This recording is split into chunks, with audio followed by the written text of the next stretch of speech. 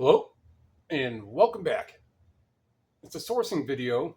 It's not hot off the presses. It's just the little selection of stuff that I got at Savers and then VOA. And I also spent like $200 on cat food at Pet Supplies Plus, some Science Diet, and some Hills, and some From Wet Food, either 50% off or 75% off. So it was like almost $500 of cat food for $192 with tax. So I shop. Got 5 cats plus the strays. It can go relatively quick, but at least they're getting good food. Completely off topic. So part of the reason for this, if not, it would have just been an overview with me just laying stuff out and pointing at it. I want to kind of explain on how sometimes, not often, how sometimes I can get frames and sunglasses and stuff for 20 cents, 10 cents. So if I have some listed and they sell for 15, 20 bucks, this, what I'm about to show, is why and how. But first, the books. So when it comes down to cookbooks, I'm fairly select on what I look for. It's going to be very, very specialty, cooking, region, culture.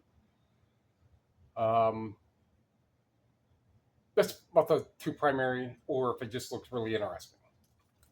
So this is one, Middle East recipes. Most likely not talking about Middle East, United States, which by Good Cooking Adventures by Yasmin Beaton. Signed. So I hit that, and the ones that did sell, 4 or 5 of them, and a couple of them signed, and they're all 30 to 40 bucks. So, which I already took the sticker off. So for $2, for 40, and it does have a 90-day sale, so this one shouldn't take too long to sell. Next is this interesting one, this Lost. I'm not going to bother with the reading the main title, but the Wells Fargo robbery and the violent struggle for Puerto Rican independence. So when I'm looking at this, I'm reading it backwards. Clean edging, clean all the way around. I don't think it's signed. If it is, that'd be great. It's not signed. It is a first edition. So for this, I got at Savers. So for $2, buy it, list it, wait, see what happens. This is this is the Battle for Leyte, Leyte Golf by Woodward. This is another one. Has enough selling history to it.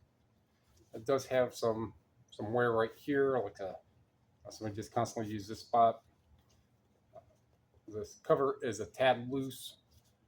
It doesn't say first edition, so I will not put that in there, or does it? No, it's the first printing. This good, I won't even list it at very good, but at this condition is 40 low, 70 high. I don't think there are any listed, but there are like 40. Maybe there was one listed, but there are like 40 that have sold. So for $2, winner. This, Dr. Bob, this is a 1980 first printing. Dr. Bob is the founder of AA, Alcoholics Anonymous. Now, even more weird story is that I was born in the hospital right down the road from where Dr. Bob's house is. It's kind of a non sequitur, right? Talking about the book and bringing up on where I live at. So, and then my wife and I, when our daughter was just born, we lived right up in that area in Akron called North Hill. But this, since the first printing is probably a $25, $30, maybe a $40 book, the edging is clean. I don't look at everything else. So when I'm pricing books, if I want to try to get $40 for it, it does have a little better dust jacket. I'll look at all these little things. Is it likely to sell right around 35, maybe 30? Yeah. This was $4, but they do sell, especially it being first edition or first printing, whichever it was. All right, so cool beans on those books. Survivor, Marianne, Faithful, Marion, Cat Stevens. Those are probably like $20 CDs. This Billy and Mandy's Big Boogie Adventure. X Library, $30, maybe 40, right around there. If you just type that in, the barcode is covered up. If you type that in, they're going to come up 35 minimum. They sell for under 50. Pure 80s, VOA had 5 or 6 of these, and I scanned all of them. This is the only one that was of any value, like $18. And Paul Robeson Criterion Collection. This is a conundrum one. So I just typed in Paul Robeson Outsider and Terapeak. Nothing came up. Paul Robeson Criterion. Anywhere from 40 to over $100. This is one that does not come up. So this is going to be a little more researching. So I will safely say 50, and I will reach for the atmosphere and go 100 and shoot for the moon and say 500. I don't know. Got to look more up on it. But Paul Robeson Criterion does sell well, and it is Criterion. It is an X library. We'll take kind of the value away. However, if there's none listed, and none has sold in the past 3 years, and if I have the only one, if you listen to this channel enough, you'll see where I'm going with that. These are bags of eyeglass frames, sunglasses, and cases that I paid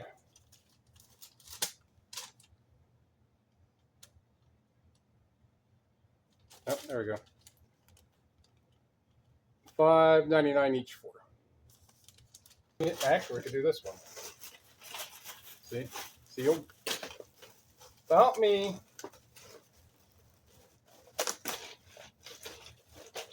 pre-looking,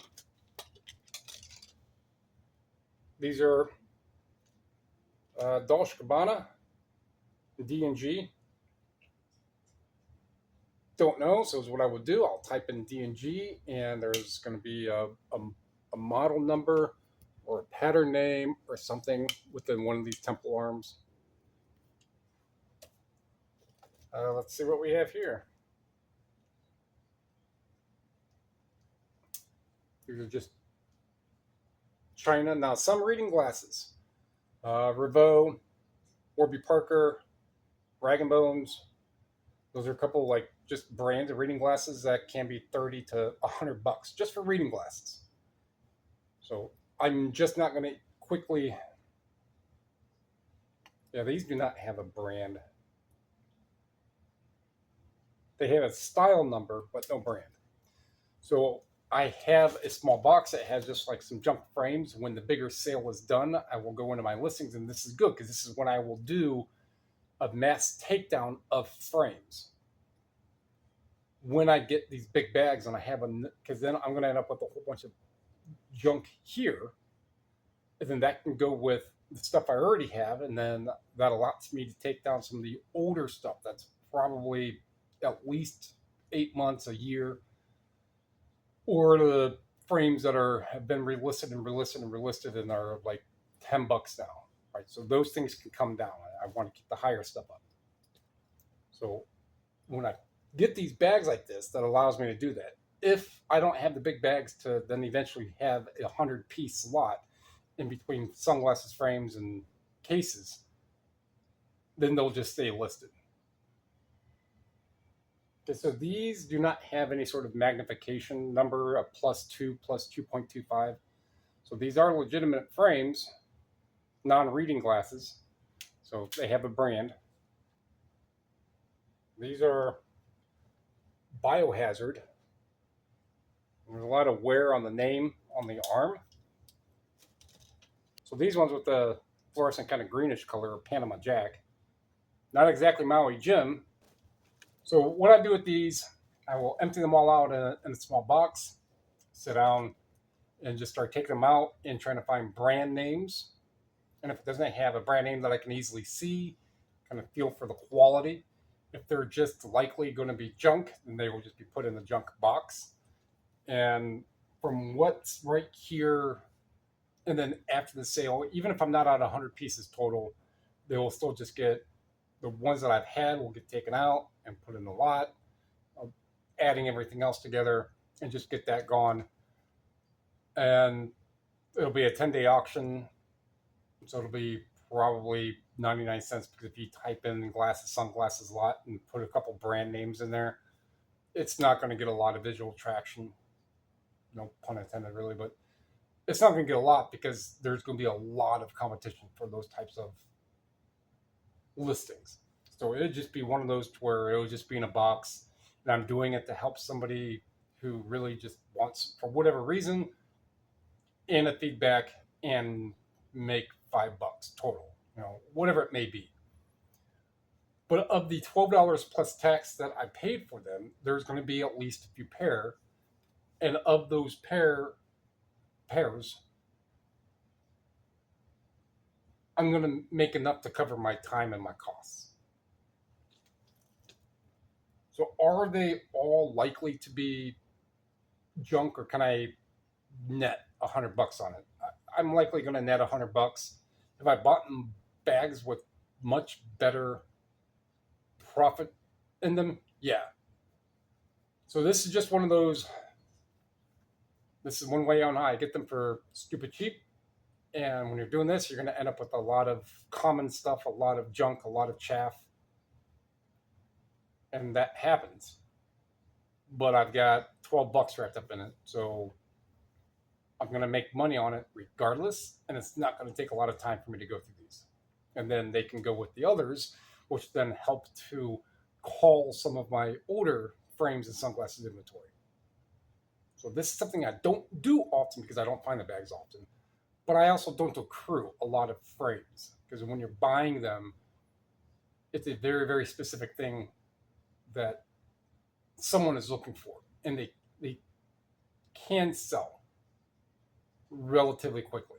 And if you've been following this channel enough, and if you know when I make a sourcing video, it's like, hey, those frames, those ones, or you can go to my listings and you can kind of get a gander. I'll list frames once a month maybe, and you can see that it doesn't take long for them to start selling. So don't really end up with a whole lot. And the ones that I do end up with way extra inventory is because I got them like this, and then ones that I was looking up had a minimum, they could sell for $15, and over the past year, they just never have. And I'm not going to wait around for them. I prefer to take them out of inventory than have them sit. All right. So if you like what you heard, like what you saw, like what you learned, if you learned anything, let me know. Thumbs up, sub share. Those are all free. Someone commented in another video that they liked the train in the background. So shoot. Thank you.